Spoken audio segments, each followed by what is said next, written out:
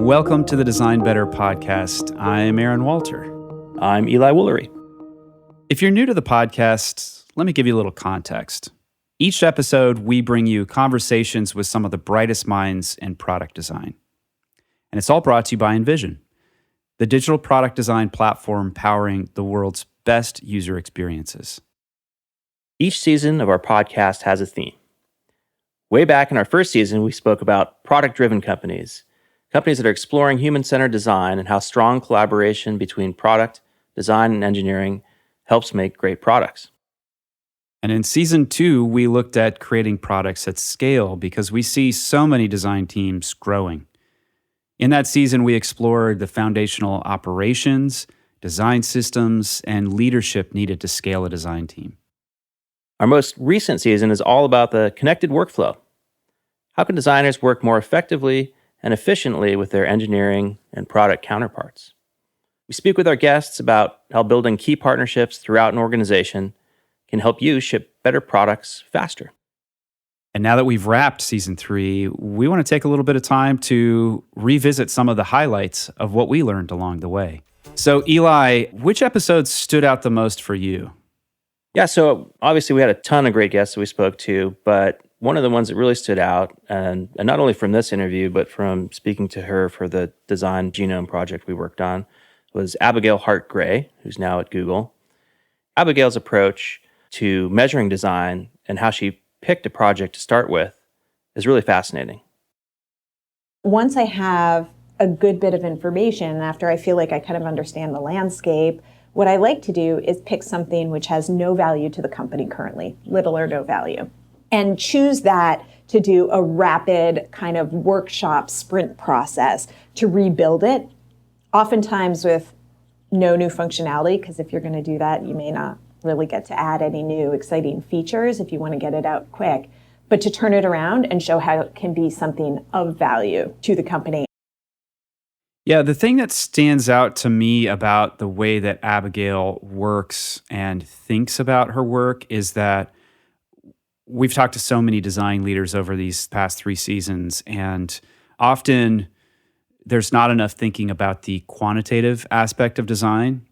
And Abigail, when she starts a project, she always snaps a baseline. This is how we're performing right now. And she, these are her words. She thinks of herself as a data nerd, that she likes to look at the analytics of everything. So she's always thinking about her work, her team's work in a quantitative manner. Yeah, absolutely. And I think that has really paid off through the arc of her career because, for instance, when she spoke to us about her work at Northwestern Mutual, she was able to really early on in her role there demonstrate a huge return on an investment in design, and she was able to grow her team from 7 to 70 people over the course of 2 years, I believe. One other thing that was fascinating to me about Abigail's approach is that when she is thinking about KPIs, how she and her team are going to measure their work, she intentionally goes to engineering partners and looks for what are the most important things for them? What are their KPIs? And she looks for an intersection between the two. And that's just a great way to build instant partnership.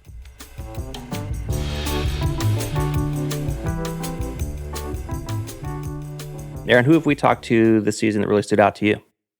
Like you, I learned a lot from everybody. One that floats to the top for me is the conversation that we had with Benjamin Evans over at Airbnb, who leads inclusive design work over there. And there's a phrase that he said that really just rings in my ears still today. He said, "Who are we not including in our process?" And what I like about that is it's a statement that builds mindfulness about who we're not including in our work when we think about our customer base and who we're designing for. That can draw our attention to accessibility. It can draw our attention to different demographics. Their needs are not represented in the work that we're doing. But it also ties back to this theme of the connected workflow. Who are we not including in this process in our company, our colleagues, who should be in this conversation here? Absolutely. And he talks about turning the empathy that we have as designers that we can use towards our customers and to bringing in a more diverse set of customers. He talks about turning that towards our teams, towards our interdisciplinary teams, where we might not traditionally focus that much of our design effort, but it's really an opportunity for empathy with engineers, product managers, understand what challenges them and what really excites them about the work that they do.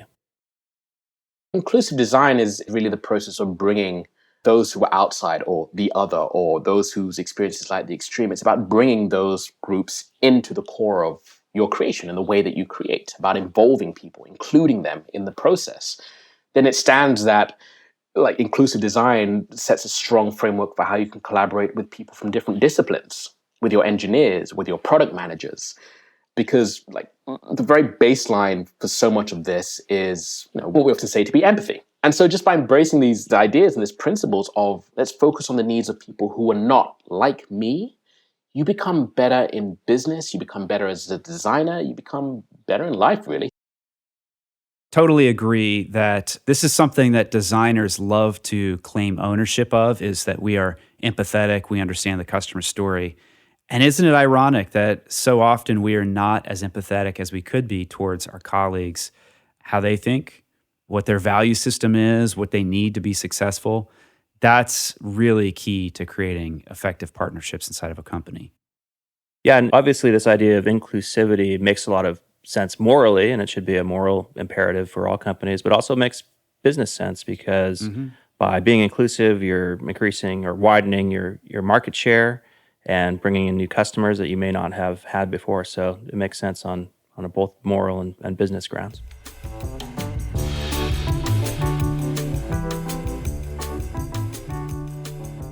So Eli, continuing our tennis match of takeaways here, what other episodes floated to the top for you? Well, it's hard to pass up Brad Frost and Dan Mall.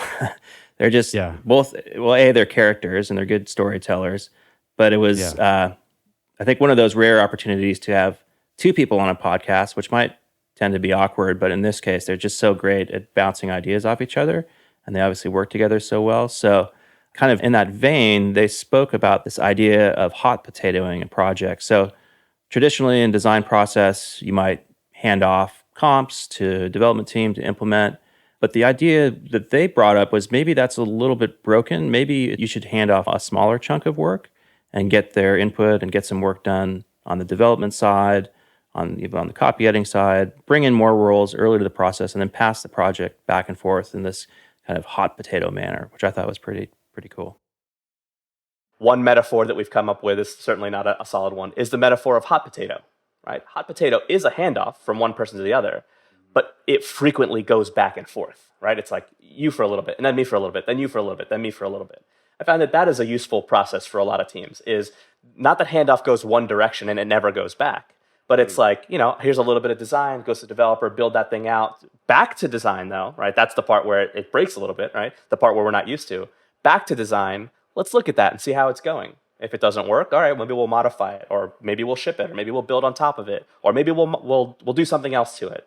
But so this idea of like kind of going back and forth between design and development, and that applies for all of the disciplines too. You could get copy in there, you get UX in there, you can get QA in there, you get back end in there, So all of them sort of like hot potatoing between each other. It's such a brilliant approach and a different way of working because it puts designers and engineers on equal footing. It sets them up as peers. It also translates so nicely to an agile cross-functional team situation where there's this trend moving away from sequential, linear, waterfall processes of designer makes a thing, engineer builds the thing. But what Brad and Dan are talking about is quickly passing that thing back and forth to refine. And it brings out the skills, the superpowers of both designers and engineers. And I think it brings some humility to the workflow. Absolutely. And both Brad and Dan are really deep experts in design systems. Brad wrote the seminal book, Atomic Design, on design systems, and Dan co-founded Super Friendly, which the focus of their work at this point is helping companies implement design systems. And they had this great quote, too, about how design systems can be a middle ground for designers and developers. Done correctly, you end up with a set of reusable components that sort of contain all of these perspectives. And then those puzzle pieces get taken and plugged into real applications to build new software that then embody all of those best practices. So like it's great because you get this watering hole where designers come together to share the best of their knowledge with the developers who are sharing the best of their knowledge. It all sort of meets in the middle.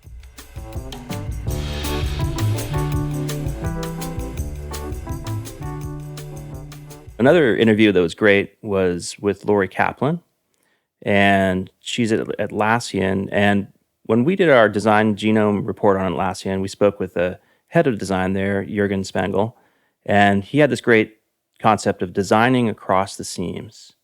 And that's the idea that the design team is in a unique position to design across an entire customer journey.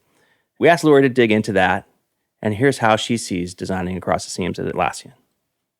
I think it is a superpower or a potential superpower of all design teams is to design across the seams. And I think that is one of the key roles that we play as designers is to bring that customer view and the broad, complete customer journey into our work. I think it's easy to lose sight of it as you get deep into delivering on your personal mandate or your team mandate, whatever that is.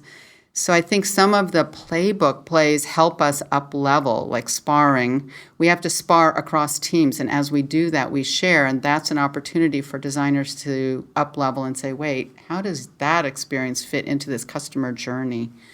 We also use journey maps and put assets up on walls, which is kind of difficult given that we're distributed around the world, but we've adopted tools like Envision, of course, Mural, Gallery to share our work asynchronously so that we can stay in touch with what's happening across all the teams. And then we can, as design teams or design leaders, look and see where are the gaps, where are things falling apart. You know, another thing that was fascinating, what we learned from Lori was how Atlassian has built a playbook for team collaboration. And it's something that they continue to iterate on and distribute.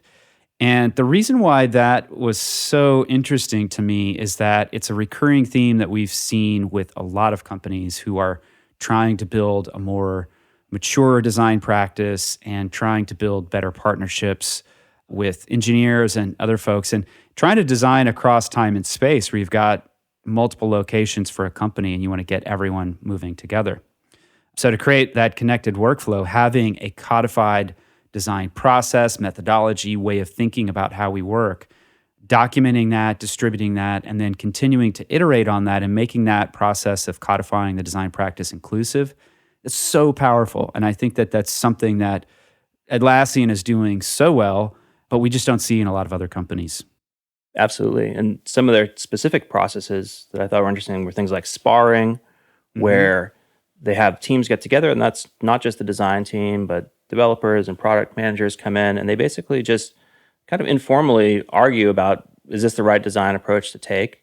And that gives the designers a chance to say, this is how this fits into the customer journey, but it also gives engineers a chance to say very early on, maybe commenting on kind of technical constraints or, even ideas that may be more in the realm of a kind of a divergent thinking that will give developers a chance to participate in that part of the process. Yeah, and that process is, again, very different from what we see at a lot of other companies where there's a lot of just heads down work with headphones on, looking at a screen. There's not a lot of debate. And, Eli, I wonder, since you teach at Stanford, you teach the capstone product design class, how you see sparring, what Atlassian is doing. How is that similar to what you do with your students at Stanford? Well, I think it's really, very similar in a lot of ways because the class I teach is very project-based, but we also have these industry coaches come in. And so they actually, on a weekly basis, get a chance to interact with coaches who can come in with the kind of, maybe the same types of questions an engineer or product manager might come in with, and just pose questions. They're not providing solutions, but they're kind of posing the types of questions that somebody with deep expertise might be able to influence the way that a product is designed and made. So yeah, I think this idea of sort of an interdisciplinary approach from very early in the design process really helps get projects moving in the right trajectory. So, Eli, you mentioned that the conversation that we had with Diego Rodriguez, which, speaking of Stanford, took place at the D School. That one was one that you took away a lot from. What stood out for you there? Yeah, so Diego's got this really interesting blend of business expertise and design expertise and also an educational background.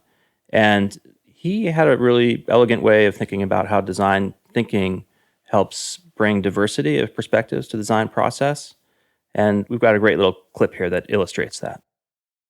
What you see happening via design thinking, and this echoes into my work at Intuit now, is this idea that, hey, there are people who can be an integral part of the design process who didn't go to a formal design school, but they could be an expert in business or in systems design, or, they could be a computer scientist, but so long as they understand the design process and are human-centered, they can contribute in a way that adds a lot of diversity to the process and gets you really to a better overall result. And so the way we think about the culture is those two together, right? Customer-driven innovation helps you focus on what to solve, and design for delight helps you have a process for making those come together. So for me, as this kind of hybrid business designer person, as you said, it's been fantastic because everyone there accepts the idea that I was talking about earlier, is that good business is happening by design. It's just part of the culture, right? But it's taken a lot of work by my predecessors to make that a reality in the culture. What stood out for me in that conversation with Diego is just how fluent he is at talking about design principles, design methodology, design as a craft, but also business as a craft and business as a methodology as well. So in many respects, he's bilingual in a company that's very design focused historically, but he also is able to speak the language of business. And that's helped him in his career. That's helped his team produce better work. That is definitely a recurring theme that we heard this season on the podcast, and more broadly as we visit companies and attend conferences and so forth. We just hear this as a common theme, that designers really need to be able to understand the language of the business. Yeah, I love his quote that good business happens by design.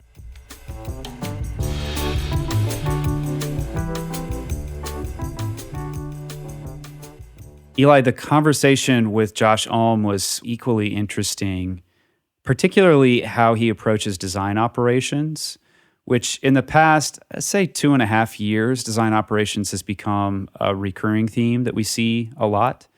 And that's really a function of the fact that design teams have grown. So about 3 years ago, when we started out designbetter.com and the Design Better podcast, correct me if I'm wrong, but roughly 20 to 50 people was kind of a typical size of a team. And now it's not uncommon for us to see like 120, 150 or more person team, even at a financial institution or an insurance company, places where you wouldn't think that they'd have such big design organizations. The team internally, its process or its model for a kickoff is going to be very different than an external agency that's going to kick something off. And they often come in and will say, okay, I've already figured out what this thing is. Let's spend this kickoff figuring out how, not why. And I think that is kind of the fundamental problem internally, is that oftentimes the internal processes are kicked off with the how question, not the why question. If you're internal and you're kicking it off, I think now the challenge is not who is the right person, because you probably have the right person or know who that person is, but how do I get them to ask the right question in the end, which is how do I get them to not think about how, but to think about why? Yeah, Josh is great. And I think one of the other things I really like about him is he has this attitude, and he actually said it explicitly, that it's our job to call BS when we feel it's warranted on data. And we rely so heavily on data these days for good reason to designing products. But sometimes as designers, we have unique insights into what makes a product unique and what makes a experience special. And so just being able to stand your ground and call out when you think that the data is lying, because just like statistics, data can lie. And as a designer, you need to hold on to that gut instinct where where things might go wrong in a product otherwise. I think design does have a seat to the table. They just need to stop just being designers, or stop only designing screens and start representing the customer and being that voice of the customer, using, at the very least, if they're not seen as the authority for being the voice of the customer at the company, at least representing the customer to the extent that they do have ownership over that space and bringing that to the table.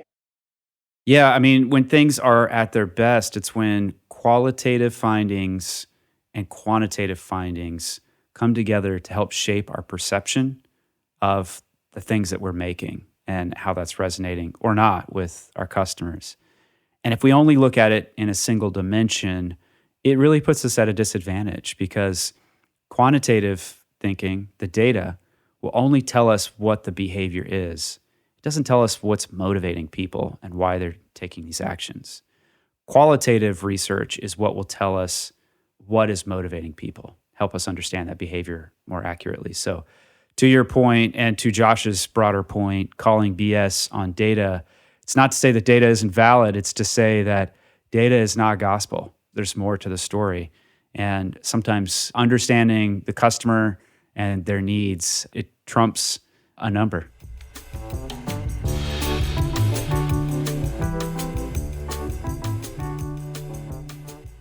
The final thing that I wanted to bring up here about season 3 that really stood out for me, I loved the conversation that we had with Julie Zhu. So if you haven't checked out Julie Zhu's new book, The Making of a Manager, I highly recommend it. It's a great read. And the reason why it's so great is not only because it's full of practical advice that you can read it this weekend and put it into action next Monday, it's also that all of these stories, there's an inherent vulnerability about it, which is kind of amazing because of Julie, just who she is. She's a very humble person. And there's a story that she shared with us that I think is very telling. That's something that everyone can walk away with. It's a story of humility about how she used to run a meeting at Facebook, and was in charge of that for quite some time. And she had to be out for an extended maternity leave, and that meant she had to pass the reins over to somebody else. And what she discovered when she came back was pretty surprising and humbling, but it also helped her learn a great deal. To me, this is the difference between management and leadership. Management is a job, it's a role. It's like being a teacher or a police officer or a heart surgeon. There's various responsibilities that come with that role. It can be given to you and it can be taken away. Whereas leadership is a quality that you have to earn. But many, many people can be leaders, and you don't need to be a manager in order to be a leader. In order to, through your actions or your words or through your vision, inspire a group of other people around you towards a common cause or to rally around a particular initiative. I find that I often do have to help mentor individual contributors on the art of delegation, because that is a skill you need if you want to lead a group of people, again, regardless of whether you are a manager or an individual contributor. At a certain point, if you're, the most brilliant designer, you still can't be moving every pixel yourself, again, if you want to be able to oversee a larger swath of the product, right? And so you have to get comfortable working through other people. Yeah, I really love that story too. And the other thing that resonated with me for Julie was just this idea of how writing has helped her in her career and helped her become a better manager. She's had a habit for a long time of writing. She says even since she was in 3rd grade, she's been journaling. But it wasn't until she became a manager that she started to really understand how it could help her in her role, and that she had been hired as a manager because basically she was very agreeable. But she knew that to become an even better manager, she needed to be able to organize the way she thought and critiqued other people's work, and that by writing about it, it made her much stronger in that way. And it was also really motivating. A lot of people responded well to her writing, so it really helped her as she grew in her career. Writing is one of the most therapeutic and helpful ways for me to organize my own thinking. So I'm that kid that was journaling, every day in 3rd grade.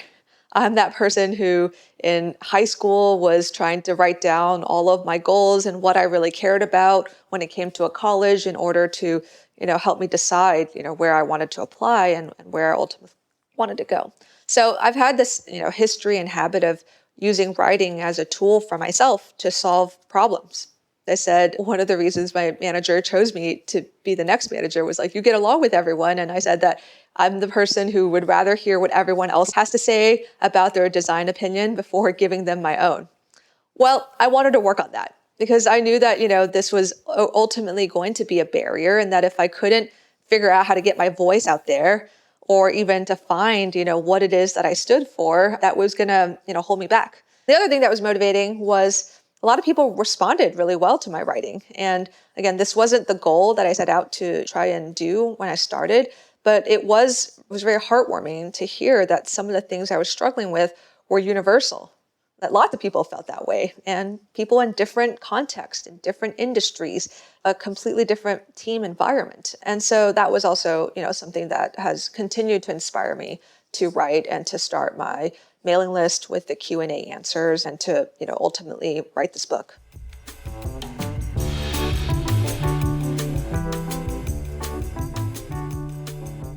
So those are some of the high-level things that we learned from season 3. Hopefully you have a few takeaways as well. If there are any episodes you missed, perhaps this will encourage you to go back and take a look at the back catalog. And season 1 and season 2, if you didn't get a chance to listen to those, they're full of insights, so we hope you'll check it out. And season 4 is right around the corner. Eli and I have been hard at work recording episodes for the coming season. We've had fascinating conversations with people like Steve Rader at NASA, who's led innovation and collaboration over there. We learned a lot about running big teams and shaping the vision for large projects, getting people to move in the same direction. We also spoke to folks like Joanna Pena-Bickley, who's at Amazon, leading design for Internet of Things. And Joanna's just had this amazing leadership career and had some really interesting origin story too. So she was just a really intriguing person to speak with.